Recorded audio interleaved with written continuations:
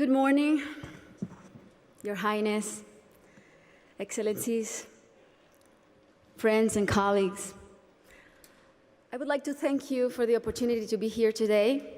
It's also an honor to join forces with Educated Child, an organization led by a woman who is an amazing role model, a woman who has shown such relentless dedication to getting every child in school.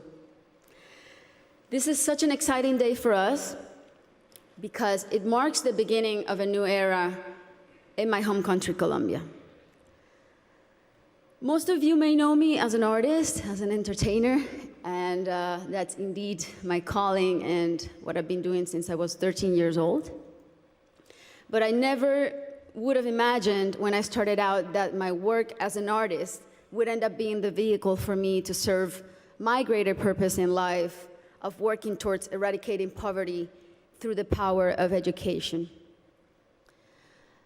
As a Colombian citizen, inequality is a concept that sadly one becomes very familiar with at a very young age. It's a country like many others in Latin America where a few have a lot have almost nothing, and where if you're born poor, you will almost certainly die poor, and where people don't access equal opportunities. And because of that, generation after generation after generation live trapped in the same vicious cycle fed by prejudice and inaction. Growing up in my country when I was around 8 years old, I remember I saw kids my age who, instead of being in school, were already working in the streets, were barefoot in the park, kids like me, whose reality was completely different than mine, only because of the circumstances into which they were born. It was really hard for me to accept that something so unjust didn't have a solution. There had to be something that could be done.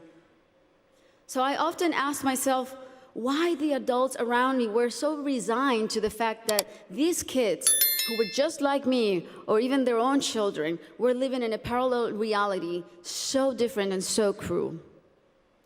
As Kofi Annan put it, poverty is intolerable in a world of plenty.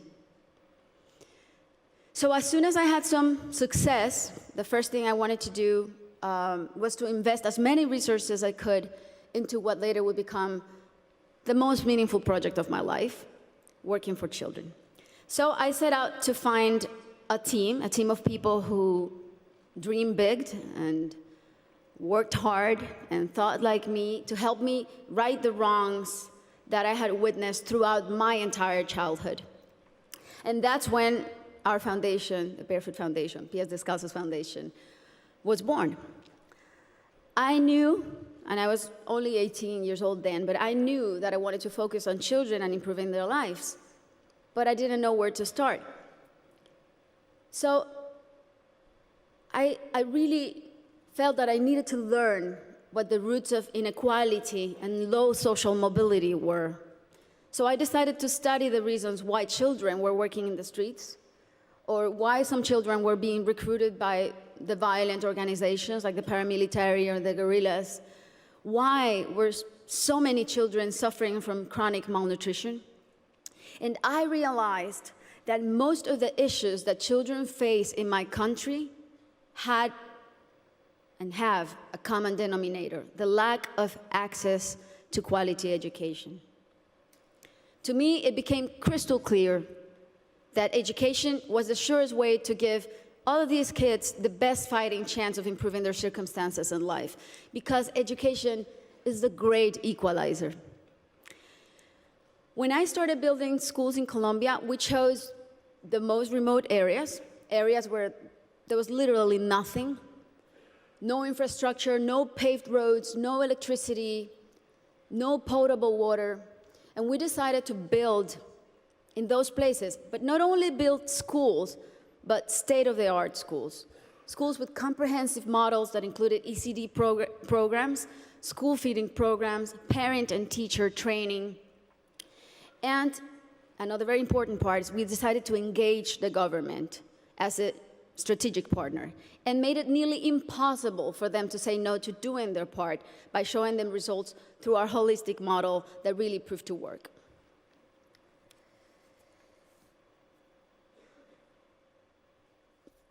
We noticed that as soon as a school is built in those places, everything is transformed. The improvements to the infrastructure were jaw-dropping. Electricity, potable water were made available, made accessible. Roads were paved. Malnutrition plummeted.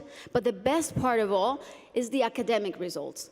The kids really responded academically. And now those kids who could have been recruited by the guerrillas or paramilitaries, or that could have had completely different outcomes for their lives, they're now on their way to the university and thriving in their communities. Some of them are athletes, some of them are professionals.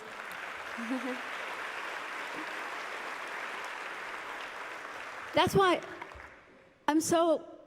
it really is a thrill to work for education. That's why I'm so passionate about it, because I've really seen results that are as palpable as this podium. And seeing all these success stories that have a name and a last name has been one of the most rewarding things I've done in my lifetime, even more so than winning Grammys, I think. Now,